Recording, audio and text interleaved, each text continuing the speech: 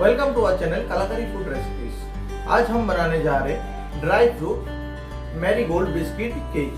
तो चलिए देखते हैं ड्राई फ्रूट मैरीगोल्ड बिस्किट बनाने के लिए हमें क्या क्या चाहिए। सबसे पहले मैंने ले लिया है ब्रिटानिया का वीटा मैरीगोल्ड बिस्किट। यहाँ पे मैंने एक सवा पैकेट जैसा बिस्किट लिया है। मैंने यहाँ पे लिया है ड्राई फ्रूट में मैंने काजू और किशमिश लिया है। मैंने 1 कप दूध लिया है और शुगर पाउडर लिया है मैंने। अभी मैंने एक ग्राइंडर का जो सबसे बड़ा जार है वो जार ले लिया है और इसमें मैं सारे मैरीगोल्ड बिस्किट डाल रहा हूँ। इससे क्या करूंगा, मैं इसका पाउडर बनाऊंगा मैरीगोल्ड बिस्किट का। तो चलिए मिलते हैं आपसे मैरीगोल्ड बिस्किट का पाउडर बना के। जैसे कि आप देख पा रहे हैं मैंने मेरे बिस्किट का पाउडर बना लिया है। अब मैं ये पूरा पाउडर को मैंने एक मिक्सिंग बाउल लिया है और ये पूरा पाउडर को ये मिक्सिंग बाउल में डाल दूंगा।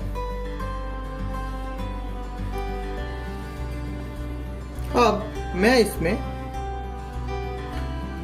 3 टेबलस्पून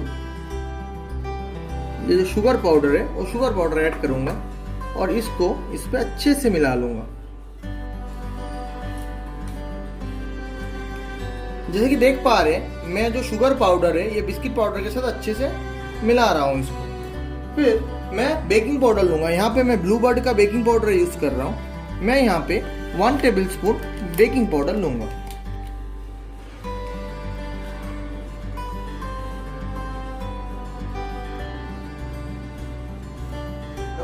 ये 1 टेबलस्पून मैंने बेकिंग पाउडर ले लिया है। अभी इसके हल्के हाथों से अब बेकिंग पाउडर को भी ये शुगर पाउडर और बिस्किट पाउडर के मिक्सचर पे मिक्स करूंगा।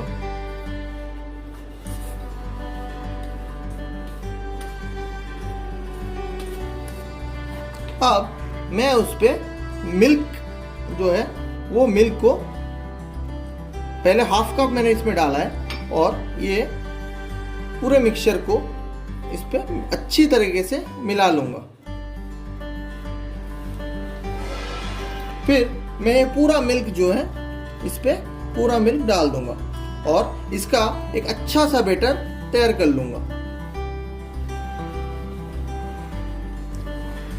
तो फ्रेंड्स जैसे कि आप देख पा रहे हो मैंने ये milk powder, biscuit powder, baking powder और ये मिल्क का मैंने अच्छे से फेंट के इसका अच्छा सा एक बैटर बना लिया।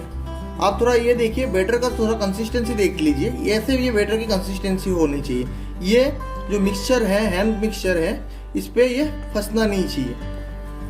इसको मैं अभी और 1 से 1.5 मिनट के लिए और इसको ऐसे मिक्स करूंगा। जैसे कि फ्रेंड्स आप देख पा रहे हो मैंने ये बिस्किट पाउडर, बेकिंग पाउडर, दूध और ये जो शुगर का पाउडर है इसके मिक्सचर को मैं हल्के हाथों से पिछले 2 से 3 मिनट के लिए इसको अच्छे से मिक्स कर रहा हूँ। आपको ऐसे ही इसको मिक्स करना है। और तो फ्रेंड्स मेरे 30 से 40 सेकंड हो चुका है।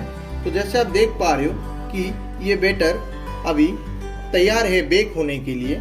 और आपको लास्ट टाइम के लिए वापस दिखा देता हूँ। ये बैटर बिल्कुल ऐसा बनना चाहिए। आपका जो ये मिक्सचर जिसे आप मिक्स कर रहे हो वो बिल्कुल आप बैटर के अंदर डालोगे तो ऐसे क्लीन निकलना चाहिए, इसमें कुछ फंसना नहीं चाहिए। तो फ्रेंड्स अब हम इसको साइड में रख देते हैं और हम अभी हमारा जो बेकिंग बाउल है वो बेकिंग बाउल को रेडी करते हैं। तो फ्रेंड्स हमने ये बेकिंग बाउल ले लिया है। अब हम इस पे थोड़ा बटर डालेंगे। ये बटर को हमने थोड़ा मेल्ट कर लिया है और ये बटर को हम इस पे डाल देंगे और इसको अच्छे से इसको हम मिला लेंगे। ये बटर हम इसलिए डालते हैं जिससे ये बेकिंग बाउल में लुब्रिकेशन हो और ये केक जो है केक का बैटर इस पे ना चिपके और बेक होने के बाद केक इससे बहुत ही क्लीन निकले। इसको मैं ऐसे चम्मच से पूरे बाउल में लगा रहा हूँ। इससे क्या होगा, आपके केक बिल्कुल भी नहीं चिपकेगा ये बाउल पे। तो फ्रेंड्स मेरा बेकिंग बाउल रेडी है। अब मैं इस पे जो मेरा बैटर है वो बैटर को पूरा इस पे खाली कर दूंगा। तो फ्रेंड्स जैसे कि आप देख रहे हो मैंने पूरा मिक्सचर बेकिंग बाउल में डाल दिया है। अब मैं उसके ऊपर मेरा जो ड्राई फ्रूट है वो सारे ड्राई फ्रूट इसके ऊपर मैं डाल दूंगा।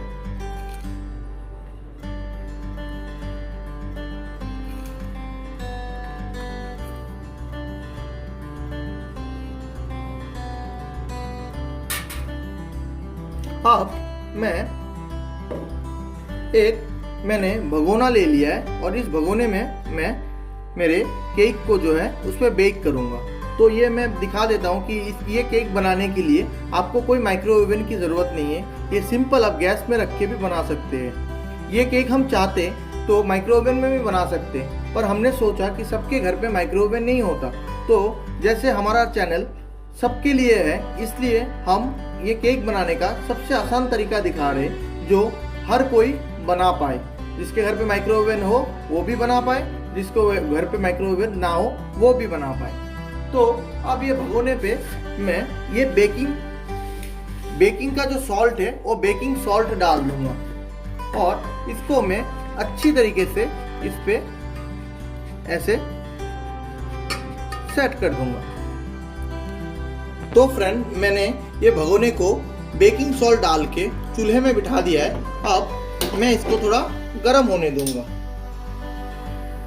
तो फ्रेंड्स, जैसे आप देख पा रहे हो मैंने ये भगोना गर्म होने के लिए रख दिया है और मेरा बेकिंग सॉल्ट भी गर्म हो रहा है। तो मैं अब क्या करूँगा, मैं ये एल्युमिनियम का स्टैंड इसके ऊपर रख दूंगा और इसको छोड़ दूंगा 1 से 2 मिनट के लिए। 1 से 2 मिनट में ये गर्म हो जाएगा।